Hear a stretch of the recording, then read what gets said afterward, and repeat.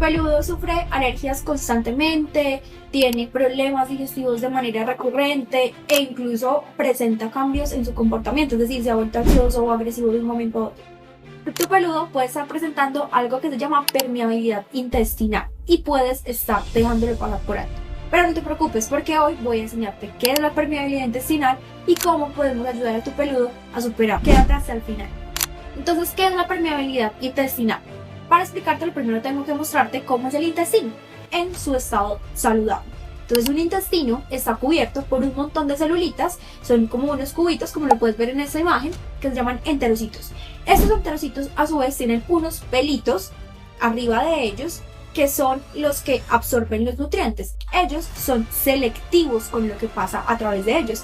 Tienen como una especie de porterías. Entonces dice, tú eres una vitamina, tú pasas por acá. Tú eres una proteína, tú pasas por acá. Tú eres algo tóxico, qué sé yo, un metal pesado, una bacteria, tú no pasas.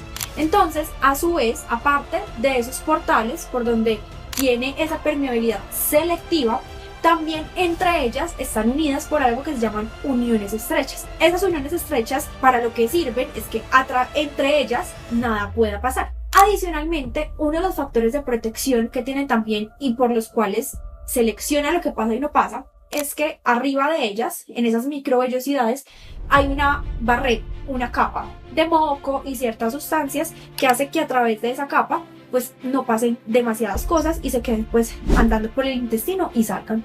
En una permeabilidad intestinal, esta barrera se ve alterada.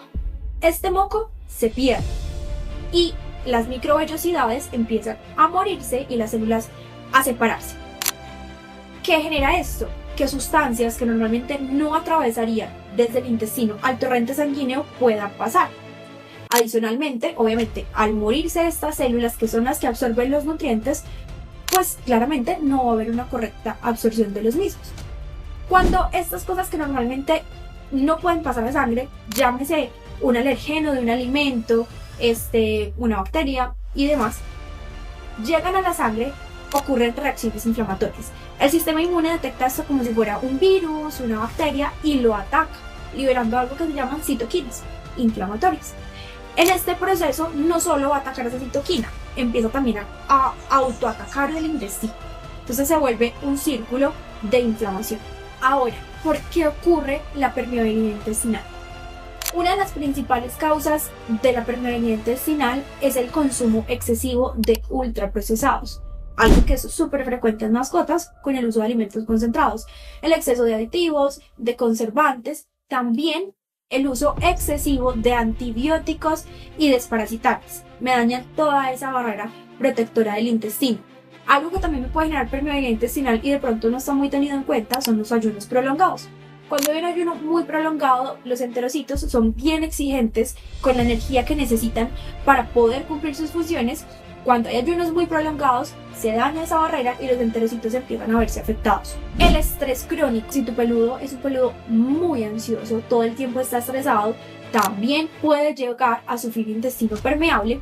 Y también si de pronto hay alguna enfermedad de base inflamatoria, una enfermedad en su hígado, si cursó recientemente por un tema de parásitos intestinales, una giardiasis, una encinostomiasis, puede dejar el intestino permeable. Como tal, enfermedades inflamatorias. ¿Cómo sé entonces si mi peludo tiene una permeabilidad intestinal? Generalmente los signos son inespecíficos. Si tu peludo recientemente cursó por una enfermedad inflamatoria, es decir, tuvo una diarrea sanguinolenta por parásitos, por una pancreatitis, por X o Y enfermedad, muy seguramente tu peludo sí o sí quedó con una permeabilidad intestinal. Si tu peludo pasó un ayuno de más de 24 horas, de más de 48 horas, sí o sí quedó con permeabilidad intestinal. También podemos identificarlo mediante algunos signos. Alergias, picazones, que de pronto no logramos identificar si es ambiental y demás, muy probablemente el origen puede estar en el intestino. O incluso tu perro ya sabes que es un perro atópico, es decir, que tiene alergias ambientales. Ese peludo igual también puede estar teniendo esas alergias ambientales incrementadas por la permeabilidad intestinal. Si empieza a tener diarreas crónicas que no paran con nada, si tiene demasiadas flatulencias, esto puede estarnos indicando que hay permeabilidad intestinal. Sin embargo, también tenemos algunos exámenes laboratoriales para empezar a identificarlo.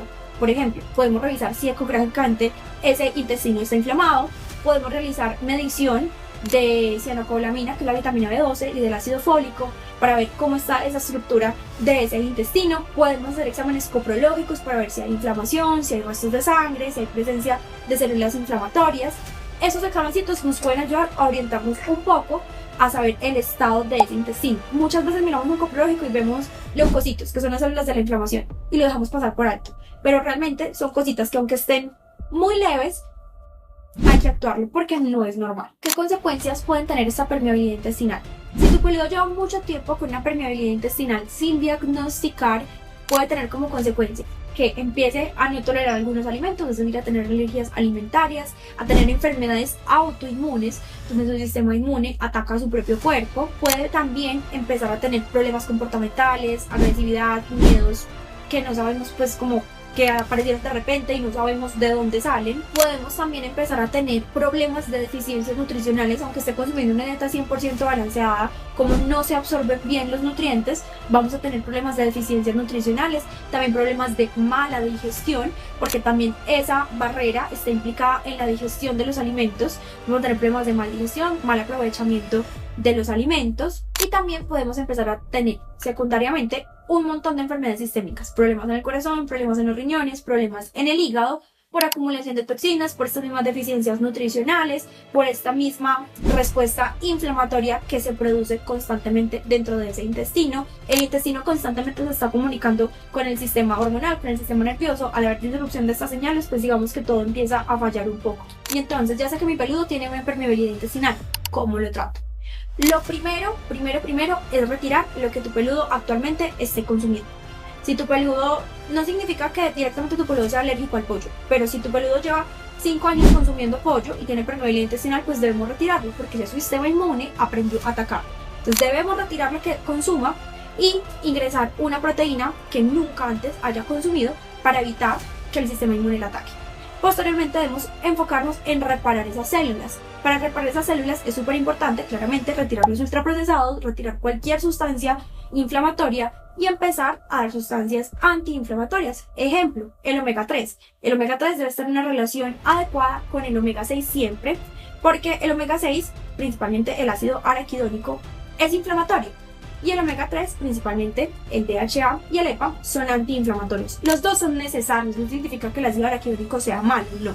El cuerpo siempre necesita cierto estímulo inflamatorio. El problema es cuando está en exceso. Entonces, cuando tenemos exceso de ácido araquidónico y no tenemos omega 3, es decir, el DHA y el EPA, que le compense, entonces ahí es donde está el problema. Siempre deben estar en una relación adecuada. El omega 6 casi siempre está en las carnes, res, cerdo, pollo y demás.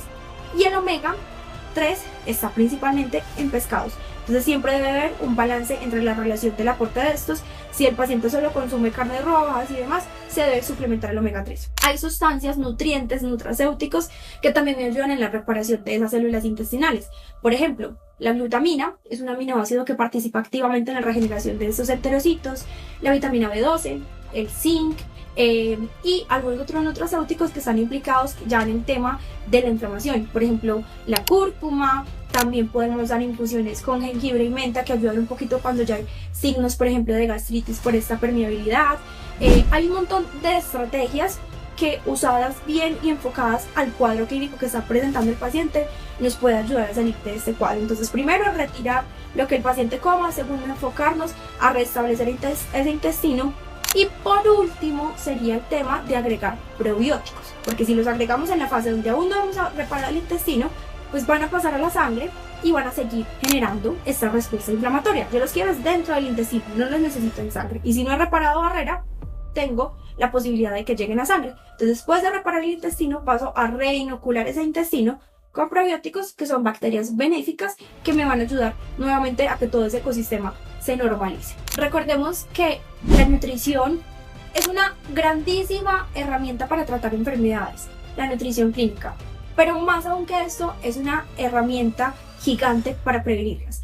Todas estas patologías que hemos hablado en este canal, la obesidad y demás, mediante una adecuada nutrición podemos tratarlas. Entonces, asegúrate de disminuir el consumo de ultraprocesados en tu peludo si no puedes suspenderlo por completo.